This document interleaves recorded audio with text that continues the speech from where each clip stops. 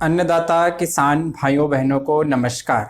किसान भाइयों, इस वीडियो में हम बात करेंगे आलू की फसल में लगने वाले अगेती अंगमारी रोग के बारे में, जिसे कि अर्ली ब्लाइट ऑफ पोटैटो कहा जाता है। प्रकार की अंगमारियां हैं, एक अगेती और पछेती। सर्वाधिक नुकसान जिससे होता है वो है पछेती अंगमारी, जिसे लेट ब्लाइट ऑफ पोटैटो कहा जाता है। आज इस वीडियो में हम अगेती अंगमारी के बारे में बात करेंगे। किसान भाइयों, यह आलू का एक सामान्य रोग है जो कि पूरे सीजन में कभी भी आलू पर पाया जा सकता है, लेकिन सर्वाधिक इसका प्रकोप जो है वो जब हल्की फुल्की वर्षा हो जाए, नमी अधिक हो और दिन का तापमान कुछ अधिक रहने लगे। आइए जान लेते हैं कैसे लक्षण हैं जिसको देख करके हम ये जान सकते हैं कि हमारे खेत में आलू की फसल में अगेती अंगमारी रोग का प्रकोप है, अर्ली ब्लाइट ऑफ पोटैटो है। ये जो है पत्तियों पर सबसे पहले इसके लक्षण दिखाई देंगे। पत्ती पर काले रंग का धब्बा हमें दिखाई देगा। धीरे धीरे ये धब्बे आकार में बड़े हो जाते हैं। एक बात ध्यान देना है कि ये सबसे पहले पुरानी पत्तियों पर ही दिखाई देता है। जब ये धब्बे धीरे धीरे बड़े हो जाते हैं तो गौर से जब हम इन्हें देखेंगे इन धब्बों को, तो इनमें रेखाएं दिखाई देंगी गोलाकार, जैसे कि प्रकार से किसी ने लाइन बना दी है। ये धब्बे देखने में बैल की आंख के जैसे दिखाई देते हैं, बुल आई फॉर्म में दिखाई देते हैं। इन धब्बों के किनारे पत्ती का रंग पीला पड़ जाता है। जैसा कि मैंने पहले बताया, यदि आर्द्रता अधिक है और तापमान कुछ अच्छा इनको मिलता है तो ये तेजी से फैलता है और वो पूरी की पूरी पत्ती मर जाती है। ठीक इसी प्रकार के धब्बे तने पर भी दिखाई दे सकते हैं। प्रकोप बढ़ेगा तो तने पर भी ये धब्बे दिखाई देंगे।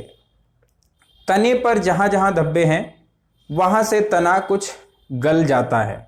यदि ये धब्बा तने पर जमीन के एकदम पास में है तो वहां से ये पौधे को गला करके और जमीन से अलग कर देता है, अर्थात पौधा लगभग कट जाता है, टूट जाता है और पूरा पौधा खराब हो जाता है। इसका प्रकोप जब आलू में कंद का निर्माण तेजी से है, मोटे हो रहे हैं कंद उस समय, और जब हम खुदाई कर रहे होते हैं उससे पहले देखने को मिलता है। किसान भाइयों, इससे कैसे बचा जाए, क्या सावधानियां रखी जाए, आइए इनकी बात कर लेते हैं। ये जो है अल्टरनेरिया नामक फफूंदी से होता है और ये फफूंद विभिन्न माध्यमों से फैलती है। यदि हमने बीज का अच्छा चयन नहीं किया है, बीज शोधन नहीं किया है, तो इसके होने की संभावना है। अगल बगल के खेतों में यदि इसका प्रकोप है तो हवा की दिशा के साथ, कीड़ों के साथ में, पशुओं के साथ में या काम करने वाले लेबर मनुष्यों के द्वारा भी ये रोग फैलता है। मिट्टी पानी के द्वारा ये फफूंद फैलती है और संक्रमण होता है। तो हमें सावधानी यही रखनी है कि यदि अगल बगल किसी खेत में इसका प्रकोप है तो हमें अपने खेतों में सुरक्षा की दृष्टि से फफूंदी नाशक दवा का छिड़काव कर देना है। जब भी खेत में काम करें तो सफाई का विशेष ध्यान रखें। निगरानी करते समय हमें यदि खेत के अंदर कहीं भी कोई पौधा मरा हुआ, कोई खरपतवार सड़ता हुआ दिखाई देता है, उसे सावधानी से उठा करके गहरा गड्ढा करके उसके अंदर दबा दें, ताकि ये रोग को फैलने में सहायता न कर सके। आइए जान लेते हैं कौन कौन से फफूंदी नाशक हैं और उनकी क्या मात्रा है, कैसे उनको प्रयोग किया जा सकता है। किसान भाइयों, इसके लिए जो फफूंदी नाशक हैं वो इस प्रकार हैं। कॉपर ऑक्सीक्लोराइड, इसकी 1 किलोग्राम मात्रा को लगभग 300 लीटर पानी में घोल बनाकर 1 एकड़ में छिड़काव करते हैं। दूसरा फफूंदीनाशक है मैनकोजेब 75% WP। इसकी 600 ग्राम से लेकर के 800 ग्राम मात्रा को 300 लीटर पानी में घोल बनाकर छिड़काव 1 एकड़ में किया जा सकता है।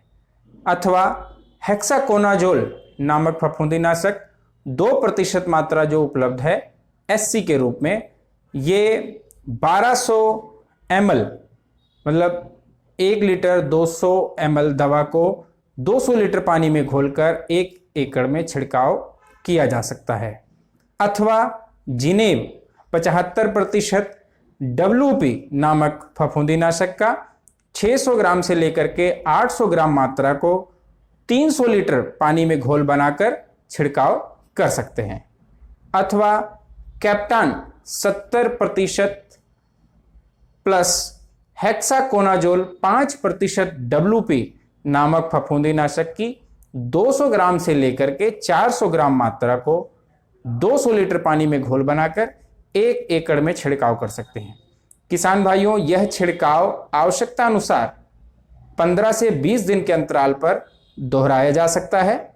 छिड़काव जब हवा ना चल रही हो उस समय करना है और बड़े ही सावधानी से करना है। इनका उपाय करने पर इस रोग से हम अपनी फसल को बचा सकते हैं और अच्छा मुनाफा कमा सकते हैं। इस वीडियो में इतना ही, मिलते हैं अगली वीडियो में। तब तक के लिए नमस्कार। चैनल पर आप नए हैं तो इसे सब्सक्राइब करिए और अधिक से अधिक किसान भाइयों तक यह उपयोगी जानकारी साझा करिए। धन्यवाद।